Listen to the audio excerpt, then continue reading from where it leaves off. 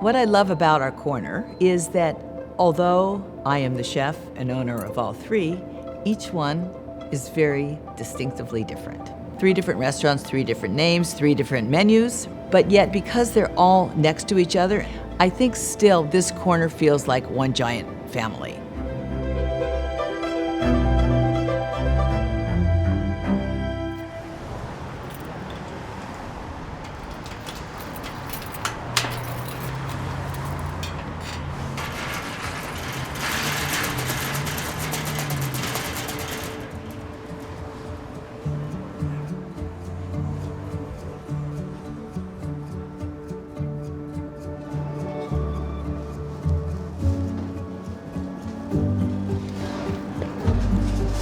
Morning.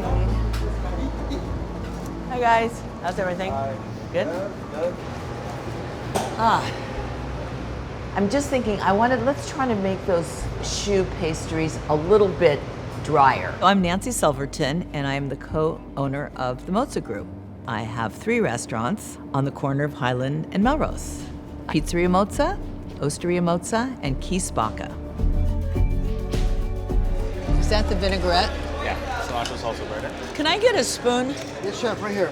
Not only is the food different, the look of them are very different. Starting with the pizzeria, it was important that when you walk through the door, you see that the pizza is being cooked in front of you and that there's a beautiful wood-fired oven. It's kid-friendly, vibrant colors.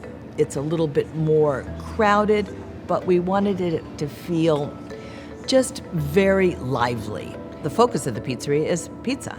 Pizza is really the key in what we're known for.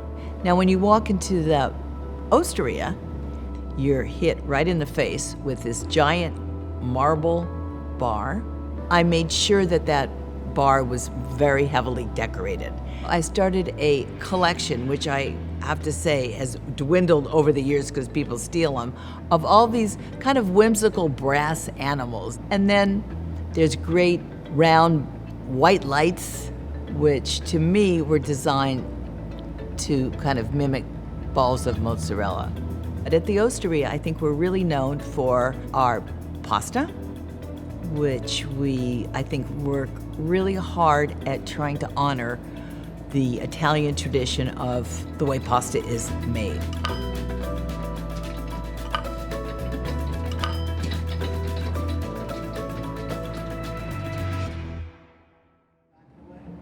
So the pizzeria and the Osteria were actually at one time one restaurant. And so through the back, it's connected. Next door at Chi Spacca, our smallest restaurant, it's much darker. We still have the open kitchen where you can see the cooks. It's much more intimate than the other 2 restaurants. We used to call it a butcher-friendly restaurant, and that's not the case. We have lots of great vegetables, we have seafood, so there's really a lot for everybody. So we do something there called a focaccia di Recco. It's not only a comeback dish, and people write that all the time. Not only do you have to have it, but I came back to Chi Spacca because I had to have that focaccia di Recco because nobody does it. And that is a style of focaccia with no yeast in it, so it's not a fluffy, bready. This is more like almost like a strudel that's filled with a very mild cheese. But if it's too young, it doesn't melt right when it bakes. And if it's too old, it liquefies. So I think that was the most challenging part of figuring out the focaccia, was getting the right cheese for it. All right, into the oven. This one is more crispy, like a strudel. It's filled with a very mild cheese called stracchino. I discovered it on one of my trips to Liguria from a tiny, not so attractive town called Recco. Bubbles, the cheese doesn't melt. Brings me back to Liguria, to the little town of Recco. When I come into the restaurant, the first thing I do is I come right away to pastry because that's where production has already started. And so right away, I want to see how the gelatos are because they have been spun. Is this a new batch? And this is going to be for our profiterole. Did you taste the strawberry to see the difference? I have not yet. Go taste it, you'll see. I should start my day with gelato. Yeah, right? Did you taste the strawberry? I haven't yet. I will go taste it right now. I mean, okay, that's what we want. And that's why the fruit ones are so difficult. Oh, see, this is, maybe we should just do them the day before, right? And then how are you on the meringue? Are they cool? And these ones I just left in just to see 'em. make sure. I'll look at my glasses. Oh, great. Absolutely perfect size pot for our recipe, right? I travel a lot, which is great. And so therefore I see a lot. And when I see something that might be the perfect rendition of something I would like to make someday, I'll take a photo of it.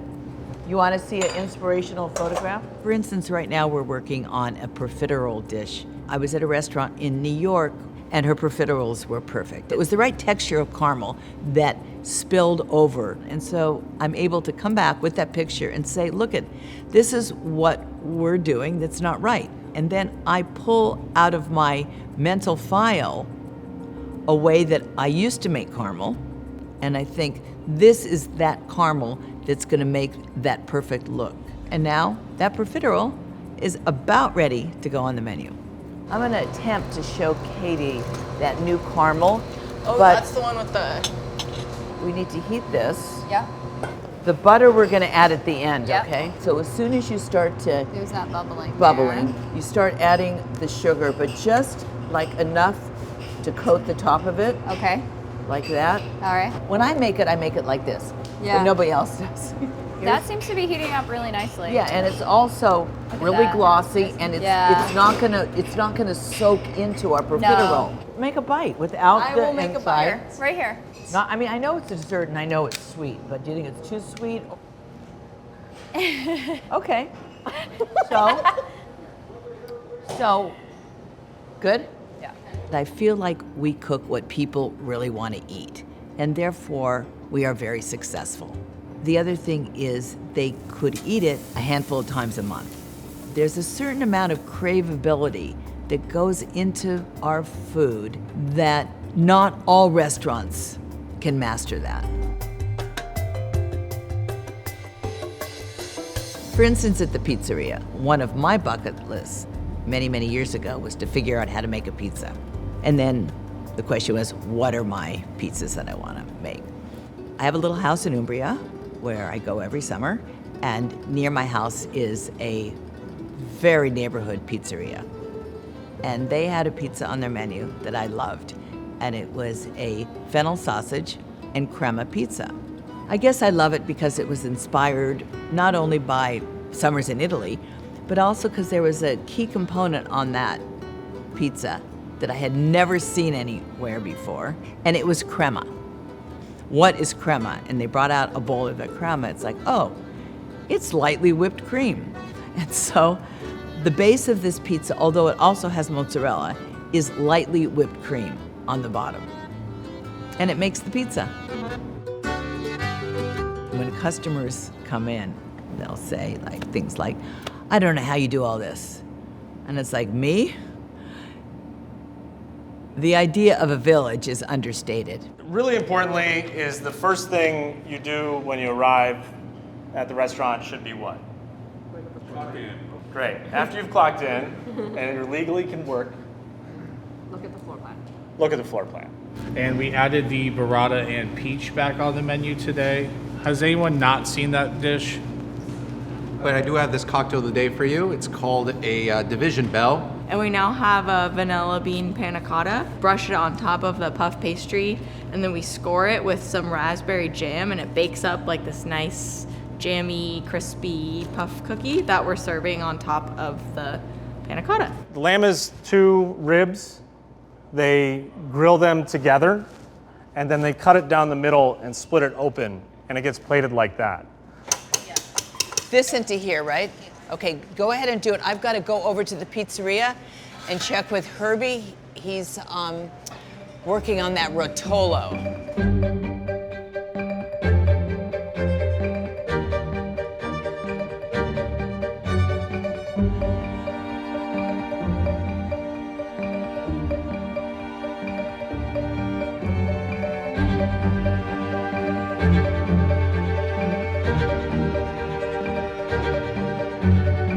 Hey Herbie, is it out of the oven? Perfect. Okay, see, I like the tomato sauce in this bowl, and the reason why is that if it sits at all, the tomato sauce starts to bleed. Will we have it tonight like this? Yes, of course. Great. Because I tell you, the staff are the worst critics. So, Liz, Armin's ready for the quail. Let's go try it. Staff are the worst critics, so you got to please them. All right, Armin. What are you doing with it? Chef Liz is with me, and we are going to see your quail. Oh, see, it's so much prettier with the salad. Notice how the ladies are delicately crossing their legs. The breast is boneless. Oh, the breast is not. Yeah. Okay, got it. It's really good with the raw radicchio. One of my strengths is that I think I have a good palate. So when somebody comes into the restaurant and says, "What's your favorite thing on the menu? What should I order?" It's like, they're all my favorites. They're on the menu and they're all good. And I do believe that. But probably I do have a few favorites. It's called Nancy Caesar because it's named after me. And what's key in Nancy Caesar is that it has a touch of creativity, but it didn't wander so far off the original, including the flavor component, that people don't finish the dish and say, "That was delicious, but I'd really rather just have a Caesar." The components in that Nancy Caesar are romaine hearts, a Parmesan cheese dressing, right? So you've got your cheese. On the side of it is a beautiful crouton that is slathered in a garlic aioli, but then on top of that are some slices of hard-cooked egg, and there's always egg in a dressing, and beautiful Spanish anchovies on top. You get to eat it the way I like to eat it, which is two-handed, picking up the leaves of lettuce in one hand and the crostini in the other and eating it with your hands. But it's an example of creativity that didn't go rogue. Do we ever get that lamb for the new service Curtis, to will see? you pass me the lamb? Oh, great. Oh, it looks good. All right. Let's get that out. Are they going to be able to come taste it? 'Cause Yeah. We're open. All 3 restaurants are open. Showtime. Chef, an order fire at Tag MR.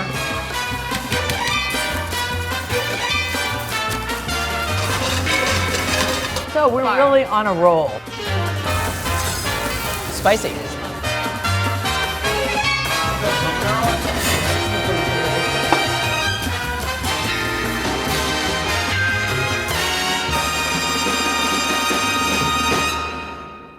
Hey, Adrian. You know what? I missed lineup, and so I missed the peach. Okay. Can you, how is it selling, by the way? Yeah, we're almost out, actually. Really? To give a title to myself, I love to say that I'm a restaurateur, and I love to say that I'm a cook. Esteban. Yes, sure. Don't back up. I run restaurants, so that means I'm a restaurateur. What I do, meaning cook, I value in a very, very high esteem. And that high level is what I would call a chef. And I would call that chef someone that is so versatile in every part of the kitchen. I don't see myself with that same amount of versatility. And now I see myself more as a mentor. There's some people that run their kitchen where that person is the only person that wants to create the dishes, and those are the dishes that they teach the cooks to make. I'm completely the opposite. That process of collaborating keeps the cooks interested and so proud that something that we collaborate on makes it to the menu. But besides that, I learned so much. It's called collaboration.